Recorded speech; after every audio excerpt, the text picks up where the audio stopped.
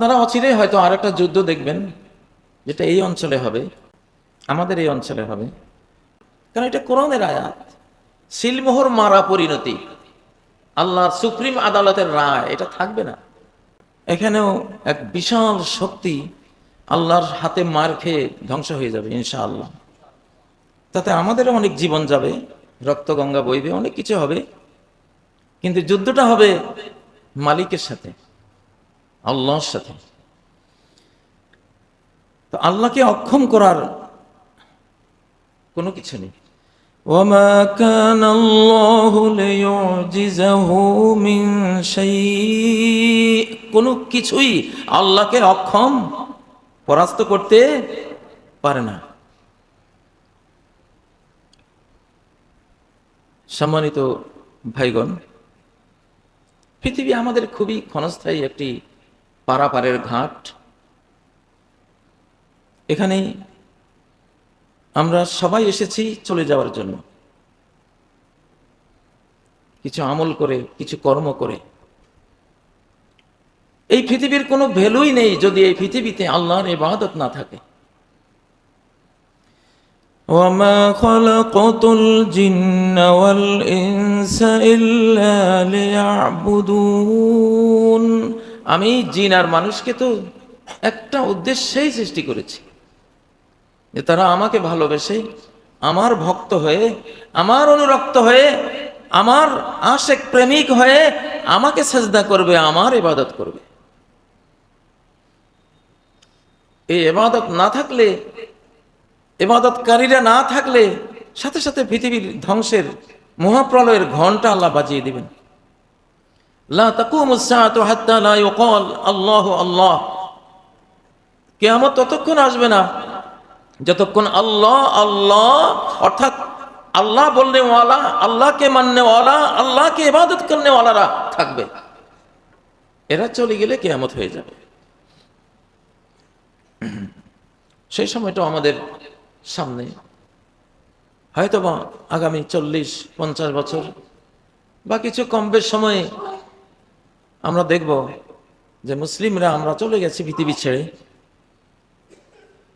একটা আগুন যখন আসবে ইয়ামান থেকে, সারা বিশ্বকে সেটা বেষ্টনী দেবে।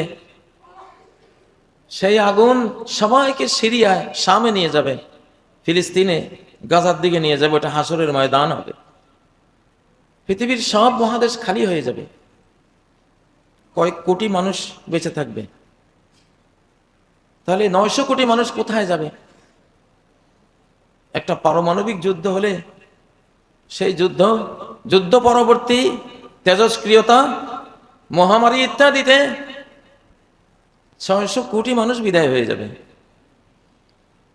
এগুলো হাদিসের বক্তব্য, নবী সাল্লাল্লাহু আলাইহি সাল্লাম বলে গেছেন। আমরা এখন যে সুখে আছি, এটা খুব অল্প সময়ে আমরা দেখব এটা শেষ হয়ে যাচ্ছে। সূরা বনী ইসরাঈলের 58 নম্বর আয়াতে আল্লাহ তাআলা একটা আয়াত নাজিল করেছেন। وَإِن مِّن قَرْيَةٍ إِلَّا نَحْنُ مُهْلِكُوهَا قَبْلَ يَوْمِ الْقِيَامَةِ قبل يوم القيامة, কিয়ামতের দিন যখন কাবল মানে কোবালা, মোকাবেলা, সামনে যখন দেখবা যে কিয়ামত আসতেছে, ঠিক শেষ জামানার ওই পর্বে আমি সব জনপদ গড়িয়ে দেব, ধ্বংস করে দেব। আজকে ইরানে গিয়ে দেখেন বহুতল ভবনগুলো ধুলায় মিশে গেছে। ইসরায়েলে গিয়ে দেখেন ধুলায় মিশে গেছে। গাজার কথা আর কি বা বলবো, গাজা তো মাটির তলা সহ ধ্বংস করে দিয়েছে।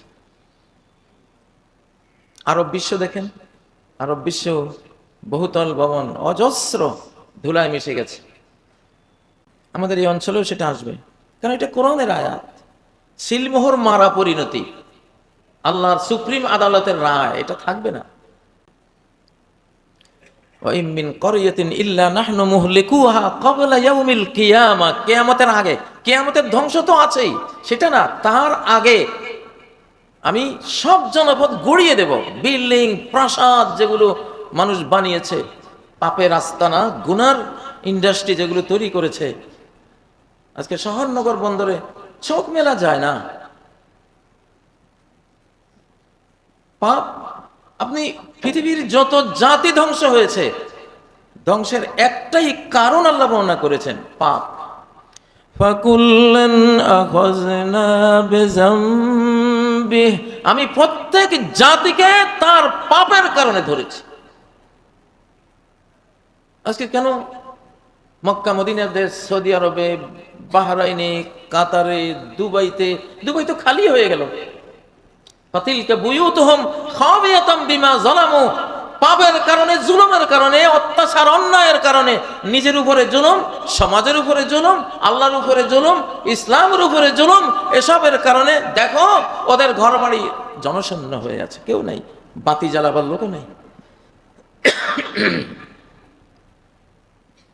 বাংলাদেশে যেমন আমরা মাহফিলে গেলে বিভিন্ন জেলায় জেলায় জমিদার বাড়িগুলো দেখি ঝরে ঝরে পড়তেছে, ইট খসে পড়তেছে, উপরে চামড়া তো কবেই পড়ে গেছে, আস্তরণ, চামচিকা, বাদর এগুলো থাকে।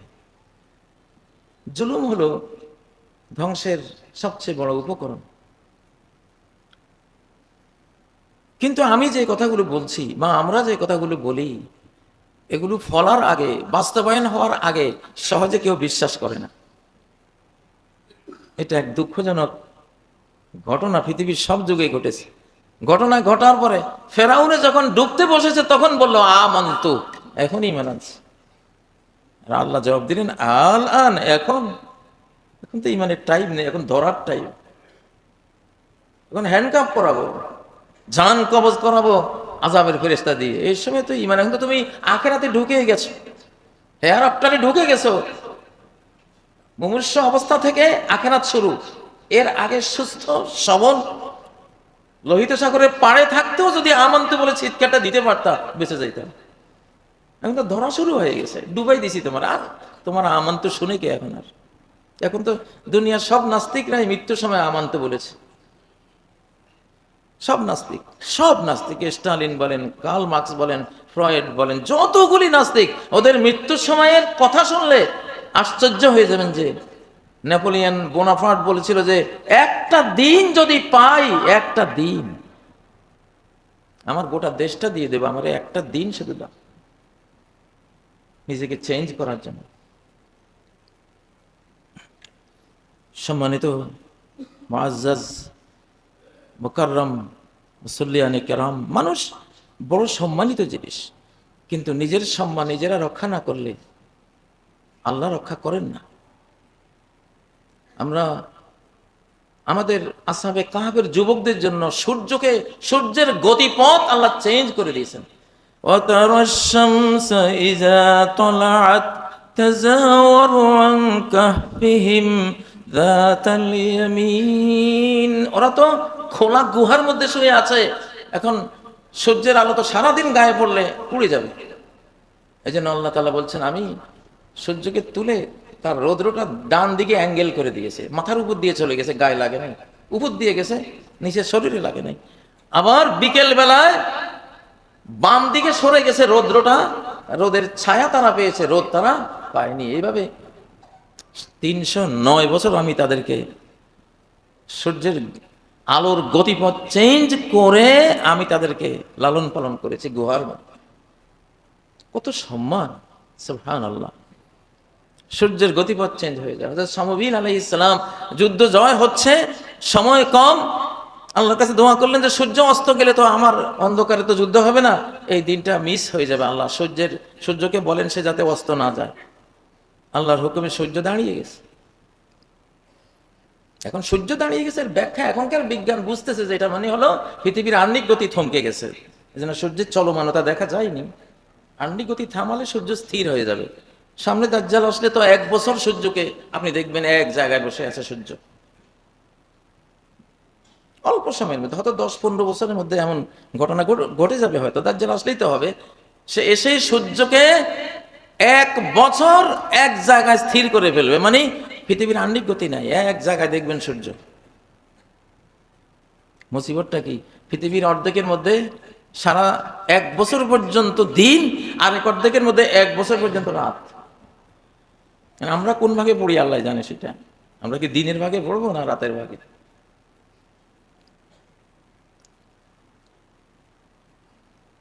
আমরা এই পৃথিবীতে গণতন্ত্র চর্চার জন্য আসিনি। আমরা এই পৃথিবীতে সিনেমা মুভি দেখার জন্য আসিনি। আমরা এখানে নাচ গানের জন্য আসিনি। আমরা কোনো পাপাচারের জন্য আসিনি। আমরা এই পৃথিবীতে এসেছি আমাদের যে প্রতিটি সেকেন্ড, আমাদের মিনিট, এগুলোকে ইবাদত বন্দেগী জিকির আজকার দিয়ে সমৃদ্ধ করে আল্লাহর কাছে জমা দিয়ে দেব। অনন্ত লোকে গিয়ে এর বিনিময় আমরা পাব। সম্মানিত মুসল্লিয়ানে কেরাম, এখন জিলকাদা মাস, বাংলা যেটাকে জিলকাদ বলে, জিলকাদা, সামনে জিলহিজ্জা, তারপরে মুহাররম, পরপর 3টা মাস ডাইরেক্ট কোরআনে এগুলোকে মিনহা আরবাআতুন হুরুম, 4টি মাস হারাম মাস। হারাম মাসের 2টা অর্থ, একটা হলো অত্যন্ত সম্মানিত, আর আল্লাহর কাছে যেটা সম্মানিত সেটাকে সম্মান দেয়া, যে দেয় বুঝতে হবে সে ইমানদার, সে মুত্তাকি।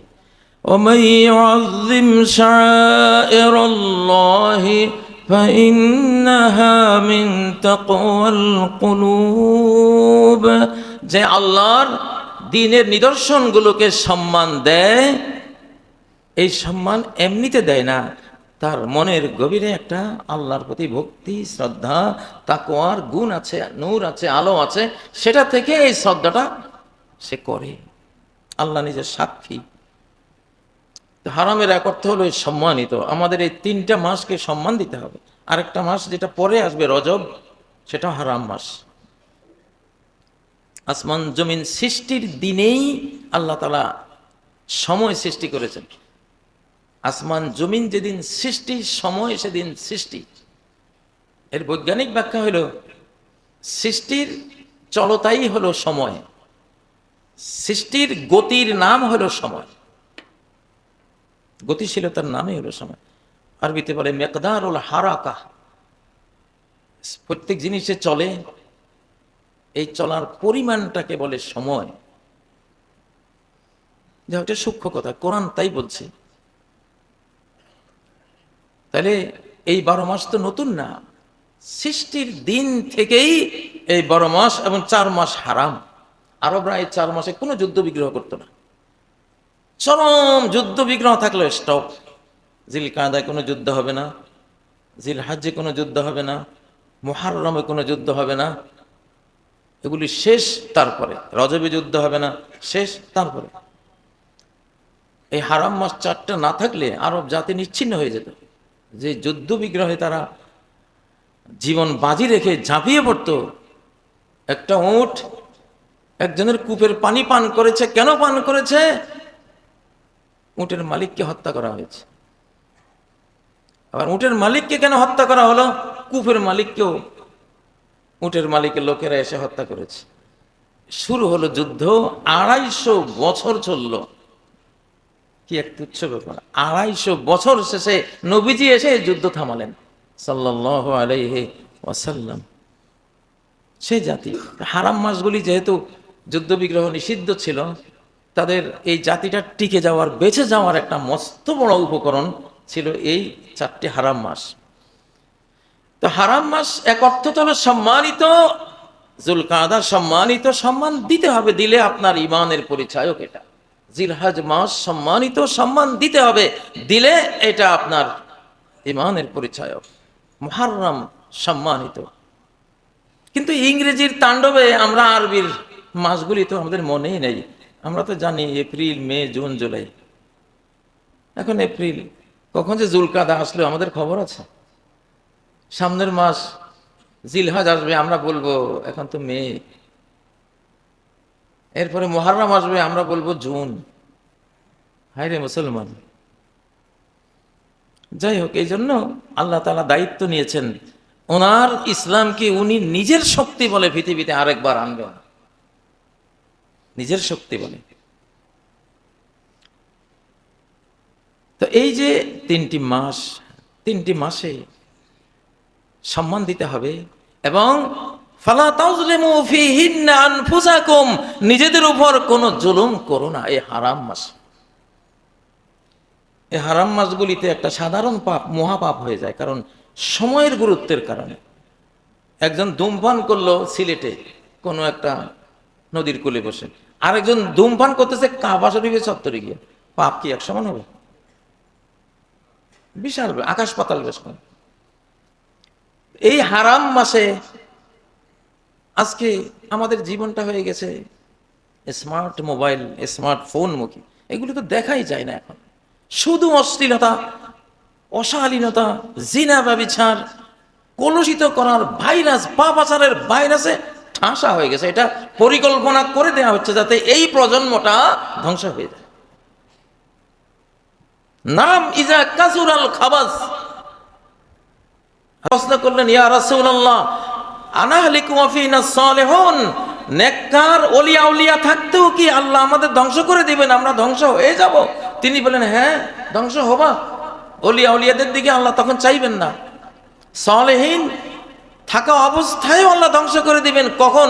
ইজা কাসুরাল খাবাস, যখন বেহায়াপনা, অশালীনতা, জিনা ব্যভিচার, উলঙ্গপনা এগুলি শালীনতার চেয়ে বেশি বেশি তোমরা দেখবা সমাজে, তখন এই সমাজ আর আল্লাহ রাখবেন না। আল্লাহ ঘৃণা করেন এগুলোকে। আরব বিশ্বে মিসাইল আসি পড়তেছে। কিসের মিসাইল এগুলো? এগুলো আল্ট্রা মডার্ন লাইফের মিসাইল। এগুলো আমরা যে জীবন, বেহায়াপনার যে জীবন, সেই বেহায়াপনার পাপাচার গুলো, ব্যভিচার গুলো, অন্যায় অনাচার গুলো, মদ পান এবং এই জাতীয় যত রকমের অপরাধ আছে, নৈতিক স্খলনগুলো, এগুলোই মিসাইলের রূপে এসে মাথার উপরে পড়তেছে। আমালুকুম উম্মালুকুম, তোমাদের আমলই তোমাদের উম্মাল, তোমাদের কর্মী। শামাতে আমাল, এই পৃথিবীতে যাই হয় সবই কর্মফল। সম্মানিত ভাইগণ, তাহলে জিলকাদা, জিলহিজ্জা, মুহাররম মাস, এখন চলছে জিলকাদা মাস, এগুলোর মধ্যে একটা কর্মসূচি দেয়া যেতে পারে। নবীজি যেমন প্রতিদিন 100 বার ইস্তেগফার করতেন,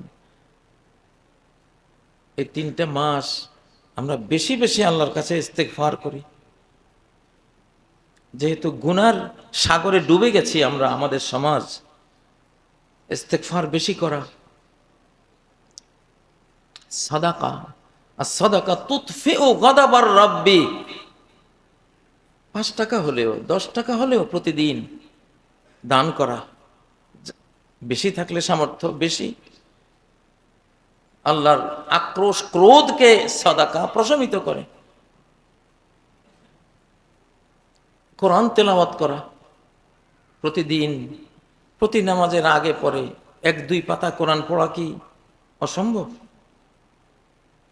অসম্ভব না। 5 ওয়াক্তের আগে পরে আপনি 2 পৃষ্ঠা করে পড়লে 5 ওয়াক্তে কত হয়? 10 পৃষ্ঠা হয়ে গেল। কম কিসের? এটা হলো একেবারে সর্বনিম্ন।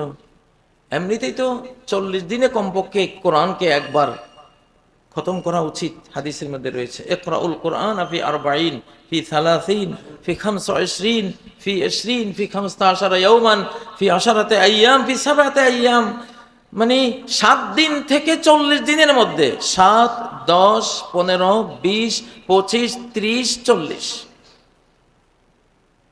এর মধ্যে আল্লাহর কোরআন খতম করা। এই মোবাইল আমরা যারা রাখি, আমরা কিছু দাওয়াতি কাজ করি মূলত এই জন্য, বিশ্ব কিছু সংবাদ রাখি এটা, কিন্তু এই মোবাইলের চেয়ে মহাজাগতিক সকল ইনফরমেশনের মহাসরণী হলো আল্লাহর কোরআন। মোবাইল কি সংবাদ দেবে আপনাকে? আমরা তো কোরআনের আয়াত পড়লে কোরআনের আয়াত থেকে বিশ্ব সংবাদ বের করতে পারি। এই আয়াতে এই বলছে, এই হতে যাচ্ছে সামনে, এই হবে আগামী দিনগুলোতে, কোরআন থেকে বলা যায়। মোবাইল সে প্রেডিকশন দিতে পারবে না। মোবাইল পড়ার ওই বাবা ভাঙ্গা হাবি যাবি, ওই কিছু বলবে যে উনি এটা বলছে, কিন্তু কোরআন তো অ্যাকুরেট সংবাদটা দেবে।